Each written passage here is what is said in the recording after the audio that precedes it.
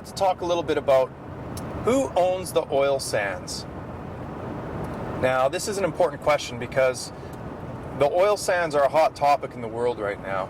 All sorts of people are making ownership claims over the oil sands. Redford's going around promoting it, trying to get things done, creating legislation and rules about it. Harper's doing the same thing. The profits from the oil sands are going to being funneled into the rest of Canada. I think Quebec gets something like $4 or $5 billion a year, thanks in majority to the oil sands production. So who owns the oil sands? Who has a claim? Obviously, all these people think they have an ownership claim in the oil sands. But how is it that they have this claim? How is it that they have any kind of legitimate ownership claim? Well, let's look at ownership in and of itself. How are things brought into ownership in the world? Well, the libertarian perspective, and I think the right perspective, is that things are brought into this world through homesteading. In other words, you go out there, you mix your labor with the virgin resource, and then it becomes yours. I mean, whose else could it be? No one else has a legitimate ownership claim. If you go out into the woods, chop down some trees, build a cabin, that cabin is yours, provided it's not on owned land. You cut down a stick and whittle it into a statue. Whose statue is that? That's your statue.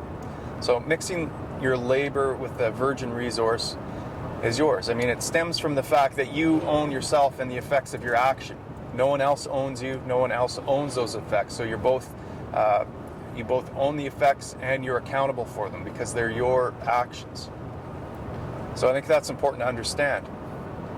You see, ownership gets all muddied up when we start talking about government and when we start talking about public land and that sort of thing. How did this public land, this crown land, come to be owned by the crown or by the state? Do you know? Did they come here? Did they mix their labor with a virgin resource and make it theirs? Did they trade for it legitimately?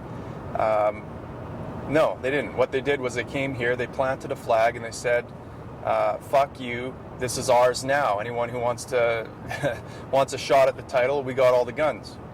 And then it became theirs. And so now what you have is people all vying for permission from the crown, from the state, to develop the land here.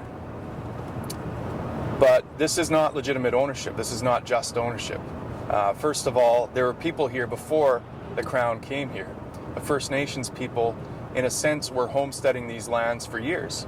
They were, chasing bison herds. They were hunting. They were gathering food. They were living off the land.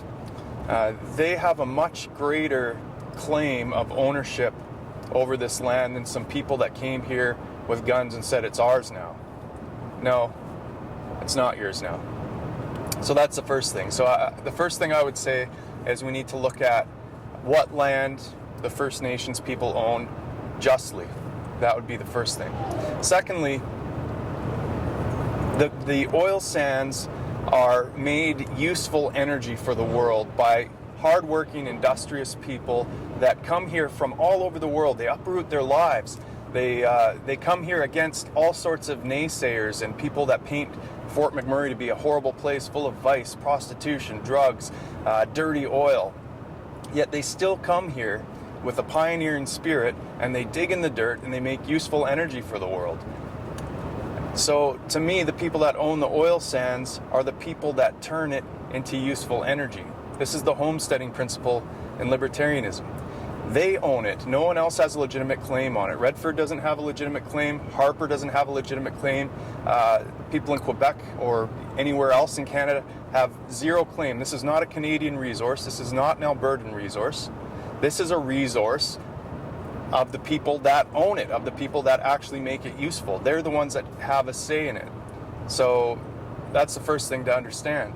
So, if Harper wants to own a piece of the oil sands and have a say in where it goes, if Redford wants, they can come here, they can bring a shovel, and they can dig the frickin' dirt up, and they can make it into something useful. But simply, legislating or governing the product of our labor in our community through the point of a gun, through the use of the force of law, is not denote any kind of just ownership. So there you go. We welcome anyone who wants to own a piece of the oil sands to come here, dig in the dirt. We're a very welcoming community.